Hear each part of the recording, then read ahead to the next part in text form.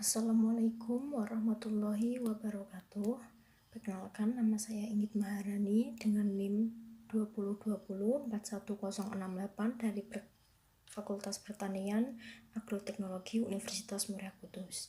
Di sini saya akan menganalisis struktur artikel jurnal, yaitu pembelajaran kesantunan berbahasa di era menuju Indonesia Emas, oleh penulis yaitu Mujiman, Rus Ardianto, Arjumutiah, Arif Rijadi, Rusdianti Wulandari, dan Bambang Edi Purnomo. Diterima 1 Februari 2020, direvisi pada 30 April 2020 dengan jurnalnya yaitu Alinea, Jurnal Bahasa, Sastra, dan Pengajaran Universitas Surya Kencana.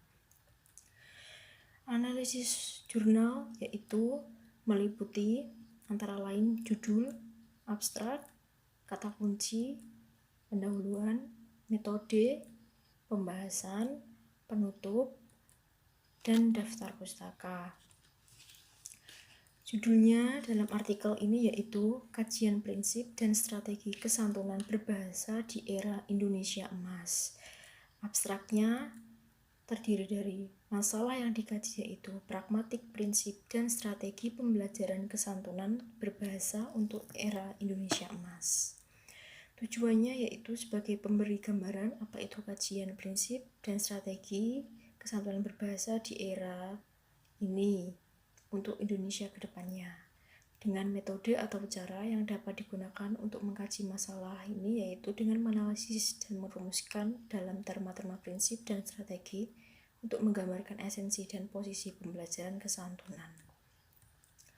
Hasil pengamatan dari penelitian ini yaitu menunjukkan bahwa dalam merealisasikan prinsip-prinsip di atas dilakukan strategi yang penyampaian suatu maksud pada mitra tutur dengan sikap, tindak tutur, dan tindak fisik tertentu yang bisa memberikan dampak psikologis bagi penerimanya.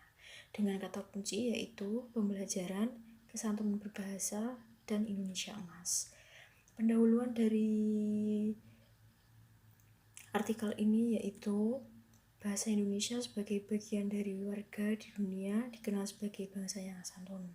Permasalahan kesantunan di Indonesia bukan merupakan sesuatu yang dipandang sepele bagi masyarakat Indonesia sendiri, karena menjunjung tinggi serta mengagumi dan melakukan tradisi kesantunan yaitu tetap berlaku dalam masyarakat. Tapi perlu disadari pula banyak kalangan anak-anak maupun remaja yang memperlihatkan pengabaian masalah kesantunan dalam berkomunikasi sehari-hari. Selanjutnya, di kampus sering terdengar banyak keluhan atas perilaku kurang santunnya para mahasiswa dalam komunikasi tatap muka maupun komunikasi maya. Realisasi kekurang santunan itu tercermati dalam penggunaan kata yang menurut norma kurang layak dan konteks penuturannya melanggar prinsip-prinsip kesantunan yang berlaku. Dengan demikian dapat dikatakan bahwa dimaksud dengan kesantunan berbahasa adalah sikap atau tindakan yang hormat, yang tertib menurut adat yang baik melalui penggunaan bahasa. Batasan ini meneguhkan teori tindakan yang menganggap bahwa berbahasa pada dasarnya adalah bertindak. Berbahasa santun berarti bertindak secara santun. Metode dalam artikel ini yaitu penelitian berisi paparan yang menguatkan pendapat pakar sebelumnya dengan meluaskan aspek budaya. Kajian dilakukan dengan memahami secara mendalam konsep kesantunan dan mengamati penerapannya dalam situasi real, yaitu beberapa tindakannya dengan 1. Membaca secara mendalam, 2. Mengamati peristiwa tutur yang memiliki karakteristik dengan hasil kajian pustaka, 3. Melakukan sintesis dan analisis pada hasil kajian tersebut, yang terakhir 4. Yaitu menganalisis dan merumuskan prinsip dan strategi untuk menggambarkan esensi dan posisi pembelajaran bahasa kesantunan. Pembahasan dalam penelitian ini yaitu dalam KBBI salah satu kata santun adalah sopan, yang berarti hormat, tertib menurut adat yang baik, beradab dan baik kelakuannya. Oleh karena itu, kesantunan berarti sesuatu yang santun dalam hubungannya dengan komunikasi. Yang dimaksud santun yaitu sikap dan tingkah laku, perbuatan atau tindakan yang baik dengan menggunakan bahasa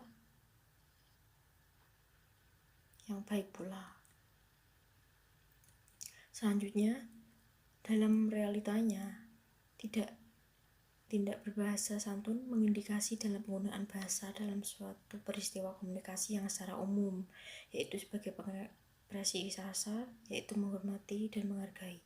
Rasa yang dimaksud yaitu dapat diekspresikan melalui tindak berbahasa direktif, baik bersifat rekuensitif, koersitif, eksperimen, prohibitif maupun avisoris.